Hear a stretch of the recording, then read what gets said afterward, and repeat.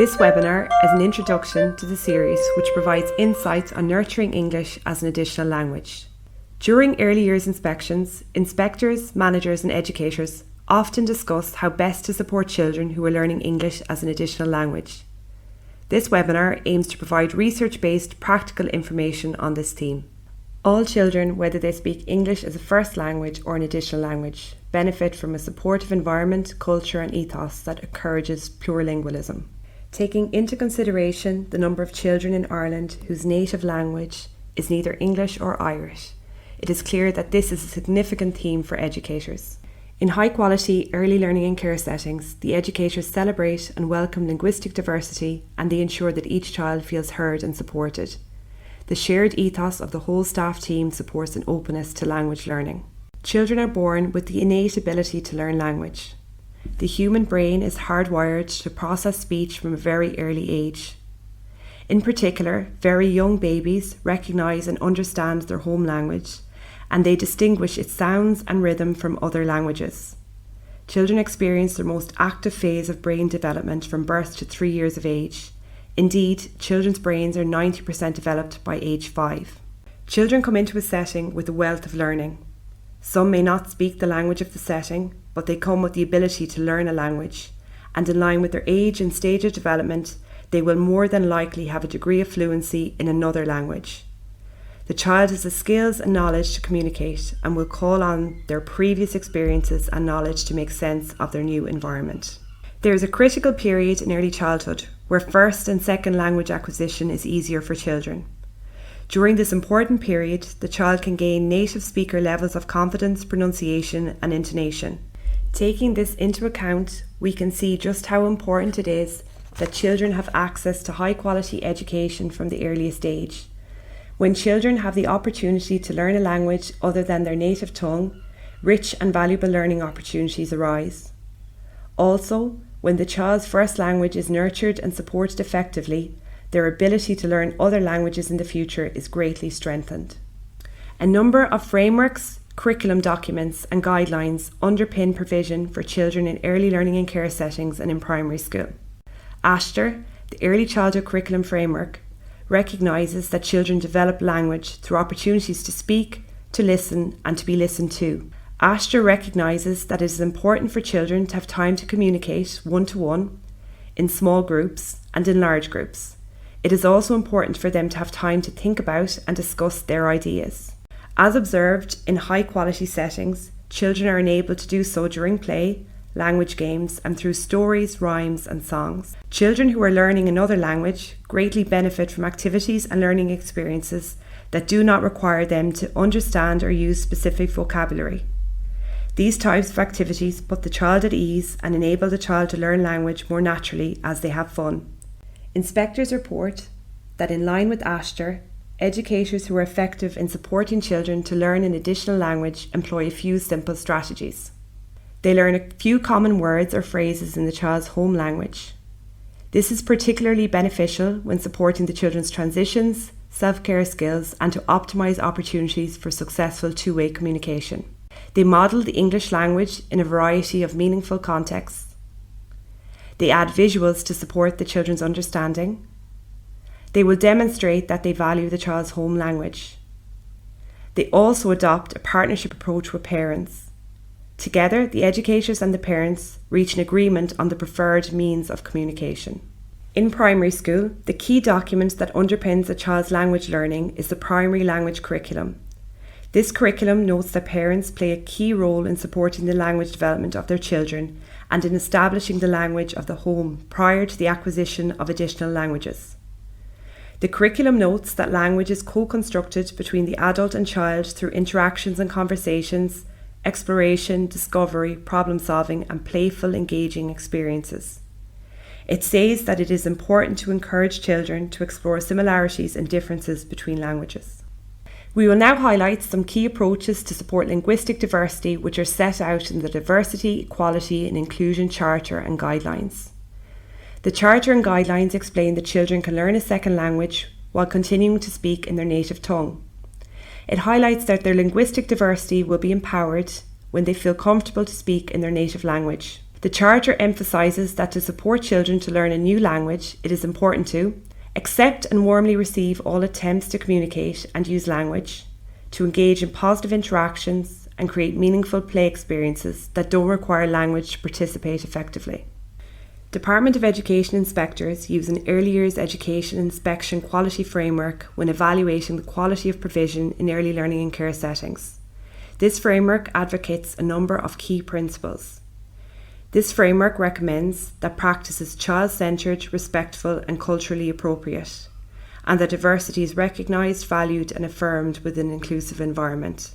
The framework recognises that children's home languages are valued and affirmed and are visible within a print-rich environment. Next, let us consider the importance of the child's home language, the first language that the child hears and uses at home. Inspectors report that in settings where high-quality provision is noted, the educators clearly appreciate that the child's home language is intrinsically linked with their background and sense of identity and belonging. In high-quality settings, the educators create an ethos that warmly welcomes children from all cultures, and they place great value on each child's individual identity.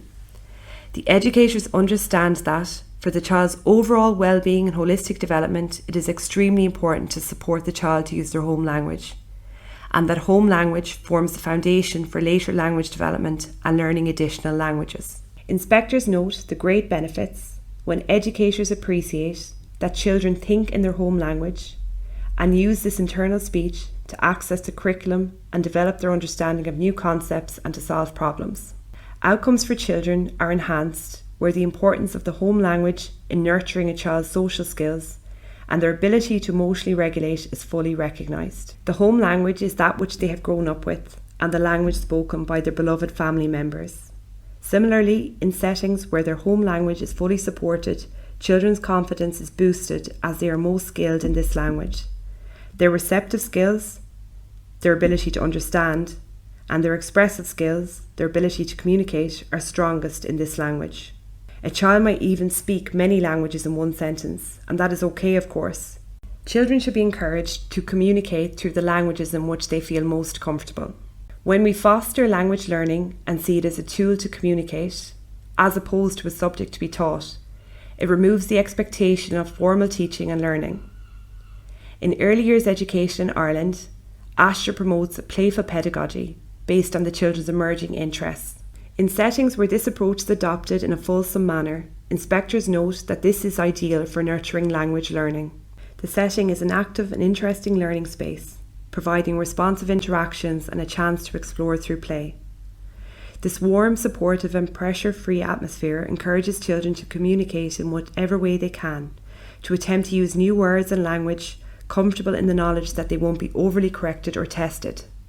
In some settings, educators often arrange activities which do not rely solely on language to be enjoyed, such as the children's free exploration of water, sand and gross motor equipment. This helps to ensure that the children can participate readily and be at ease. Children will learn best when they are interested in what is happening. Inspectors observe that skillful educators recognise when children are very interested in a toy or experience, and they will use these opportunities to introduce new words by joining in with play and labelling the toy or experience. When educators try to introduce language about a resource or toy that the child had not shown an interest in, language learning is usually less successful. For instance, inspectors sometimes observe that educators will use flashcards to teach language, perhaps as part of a large group discussion. This approach is educator-led and is not coming from the child's interest. Where educators engage in natural conversations with children, they really support language learning. This approach is more effective than using formal approaches which involve too much questioning, testing or correction of a language. Such formal approaches could easily deter young children from learning.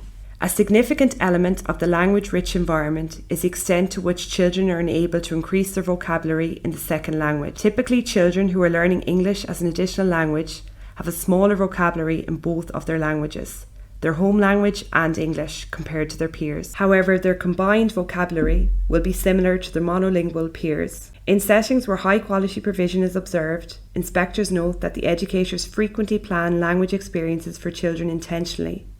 They do this through the use of rhymes, songs and stories. These activities are best acted out with actions. Kinesthetic learning or play experiences incorporating movement can be especially beneficial to language learning. The more of the child's senses that are involved, the deeper the learning.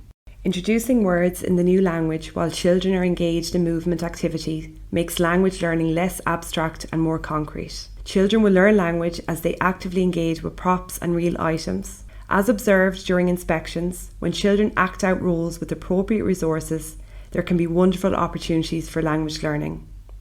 The child might learn the words for different foods available in the shop. They may learn the body parts and medical instruments used at the doctor's. They may also learn English words for items in their home, at the toy kitchen and home corner.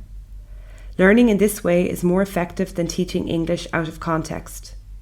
Meal times are another opportune time to learn language, through small group discussion about real objects such as the food the children eat.